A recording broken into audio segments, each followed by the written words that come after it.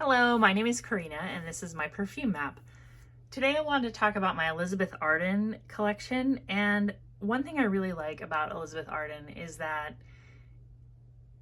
it's pretty accessible, at least here in the US, and I think that it's a very high value brand. And what I mean by that is you get a lot of bang for your buck. So when I think about value shopping, I kind of have a tier list in my mind, which would be like the cheapest would be like Bath and Body Works sale. And then I would say like vintage perfumes that are still in production. So like some of these Elizabeth Arden are from the 90s, that kind of thing, like older designer or drugstore fragrances that are still in production. That would be second up the rung. And then I would say Middle Eastern perfumes and dupe houses. The thing I'm noticing lately is that the Middle Eastern and the dupe houses just seem to be like sky's the limit as far as price. I was looking at Dua and they're charging $60 for 30 mils. If I do the math on that, that's $200 for 100 mil. I'm not paying that.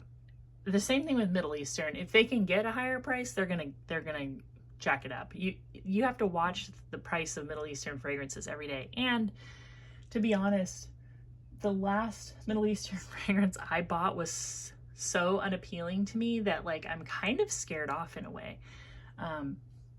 You can watch my Middle Eastern fragrances video if you want to see which one that is. I don't want to like dog on it constantly, but I mean, I dislike it so much still to this day that I just can't bring myself to like buy another one.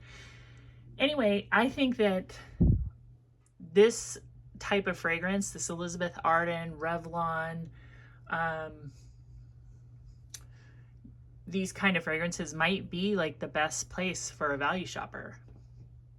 And the first one I want to talk to you about is Bluegrass. This fragrance has been around for a long time. I think it came out in 1934. And it is a very spicy floral. It has aldehydes, it has clove, it has carnation. So it has that peppery, spicy,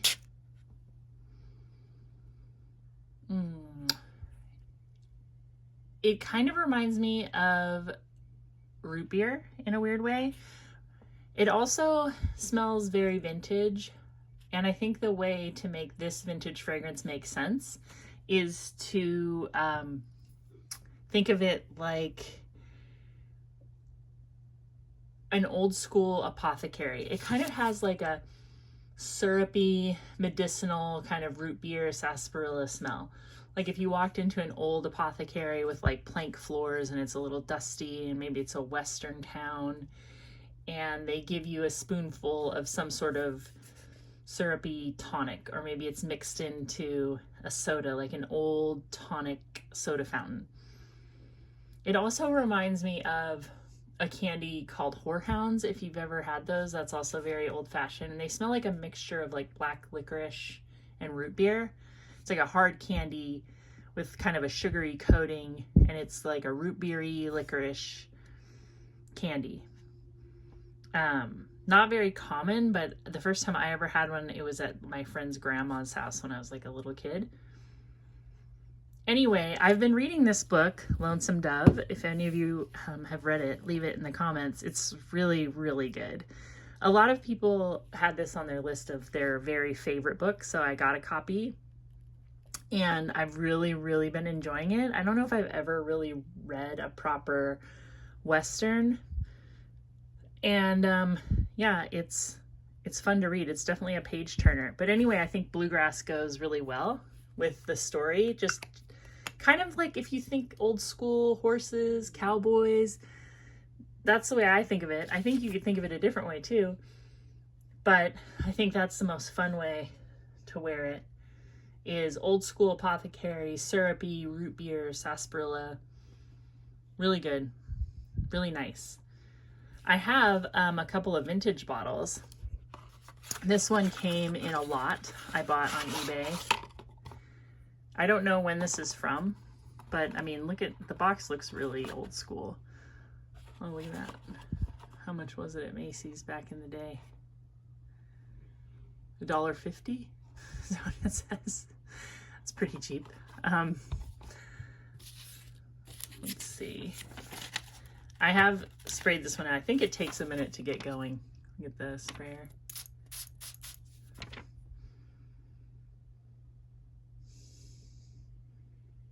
I think this needs to, sometimes these old ones, they need to spray out a few times because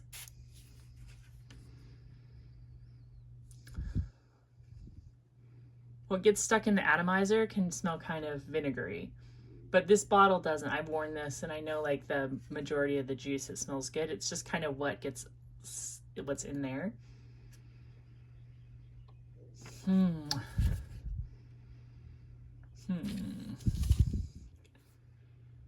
kind of want to spray this on my, I'm going to spray it on.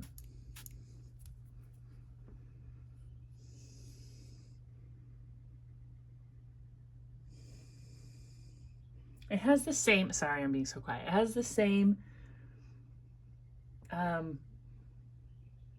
spicy, God, maybe this is turned. I didn't think it had, but I'm definitely smelling something now that's not right. I'll wait for it to dry down. But anyway, I just thought the box was cool and the bottle's cool. And if you know when this one is from, let me know. You can buy Bluegrass for under $20 still. And then I have this other little, does it say mist? This is a sprayer? No, I'm pretty sure this is a splash. Yeah. This just smells lighter. All right, the next one I'm going to show you is, this is a vintage. This is, I think it's Cabriole, or maybe it's just Cabriole. Let me know in the comments if you know. This is a kind of a rose, carnation, oak moss fragrance, and this came in that same lot. This one reminds me a lot of Estee by Estee Lauder. Estee by Estee Lauder is better, but this has kind of that same angelic, creamy carnation rose. I'm definitely smelling rose. Very creamy rose, old school rose. I have worn this one and it's nice. Okay, the Bluegrass actually smells great. This smells fine. Sometimes when the fragrance gets old, it gets these like rubbed off top notes. It's not quite vinegary. It's like, it's a very vintage smell though. Like you can smell kind of the old faded notes.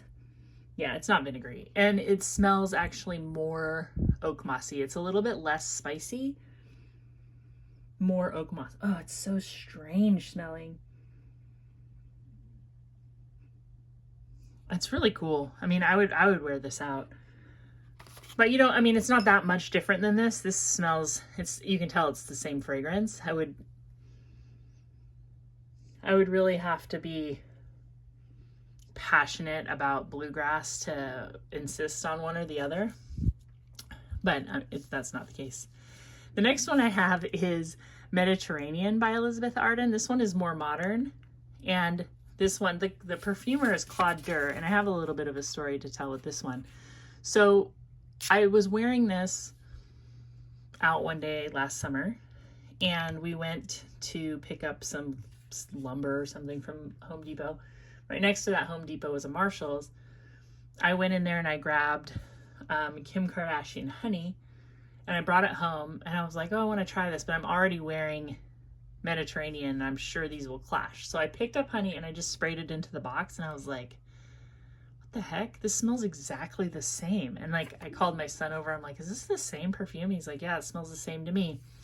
And then I looked it up, and it's the same perfumer. And I think that these two fragrances are almost identical. This one has a little bit of a salty note, and Kim Kardashian Pure Honey has like a honeysuckle, really strong honeysuckle note, like stronger than what's in here. But the base of those perfumes, these two perfumes are like, they're identical.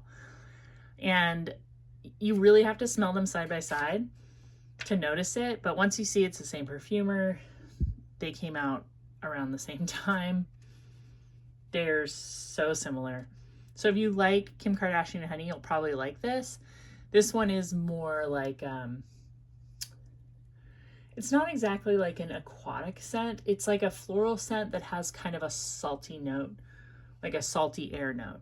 It's really nice. And it, you know, but this one for me, sometimes I wear it and I think, wow, this is really pretty. And sometimes I wear it and I think it's a little bit much. So I'm still deciding how much I really love it, but I bought this for about $14, and this is a small one. I think I got this at Ross.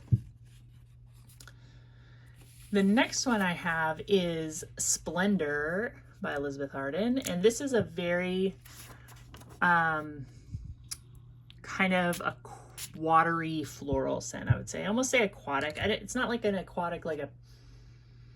It's aquatic because it definitely has cologne in it, C-A-L-O-N-E. It definitely has that in it. There's like an unmistakable blast of a weird gasoline smell that I always get with fragrances that have cologne. But don't let that scare you off, because that definitely goes away. And then you have more of like a melon. It's more of like a honeydew melon smell than like a watermelon smell to me, as far as like cologne. And this definitely has that. This has like, and very kind of watery smelling flowers like hyacinth and like lilac and melon and soap.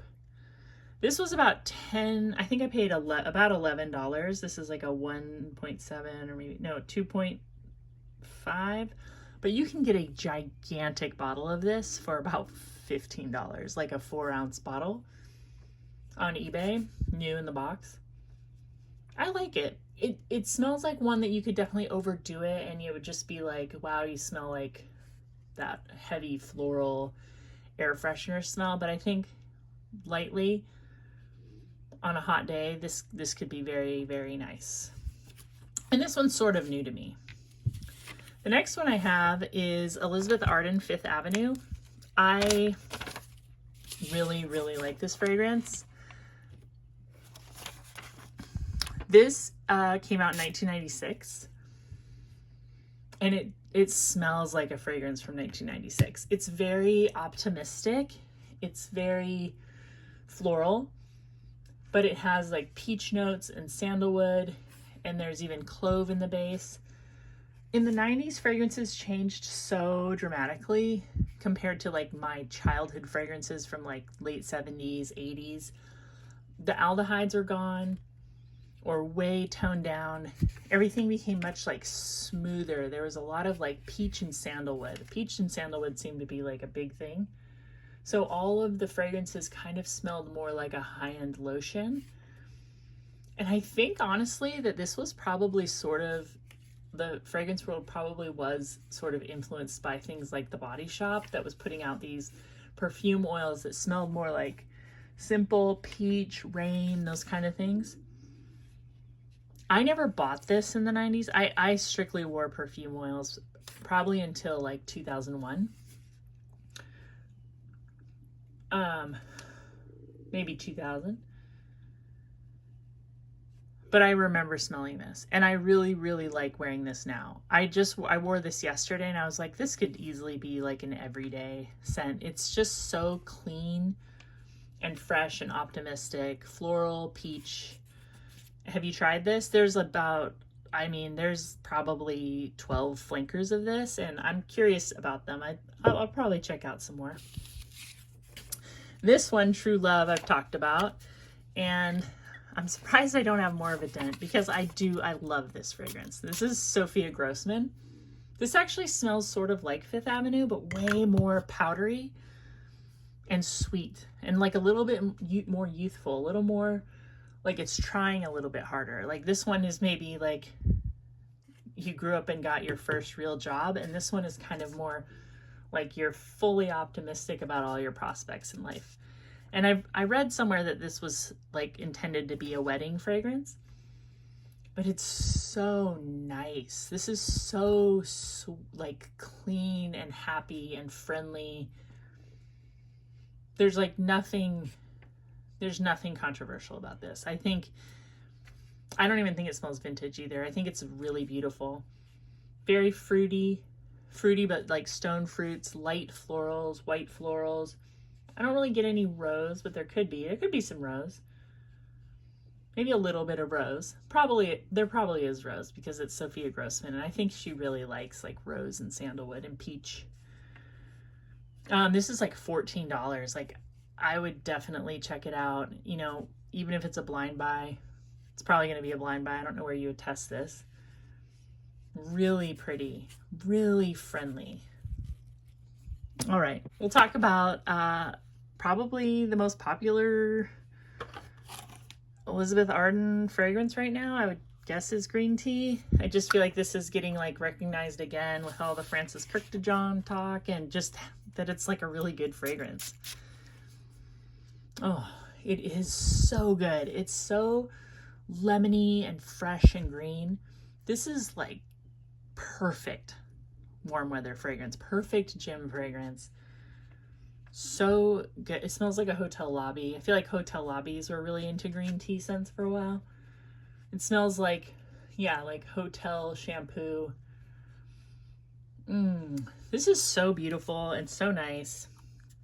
Still really inexpensive. I think you can get a big bottle of this for like under $15. This is a small one I got for I think $11. I have a couple flankers that are not still being made, and I'll just talk about these a little bit. So this one is iced green tea. This was also by Frances Kurkdjian, and this one is probably the hardest one to get at a good price, although I did find somebody selling it pretty reasonably. But I will tell you, I wouldn't worry about it. I think this was discontinued because it's not that great. I don't think it was discontinued because it was like super expensive and they can't make it. It's basically Elizabeth Arden green tea with eucalyptus. It's meant to be it's meant to actually cool your skin in the summer, and I haven't tried it out yet. It smells really good, but it's literally this with eucalyptus. So if you're like a eucalyptus freak, then maybe get it, but don't worry about it. You're not like missing out. Again, but though, you know, if you found this at like at a garage sale or something, I think that it would be worth checking out.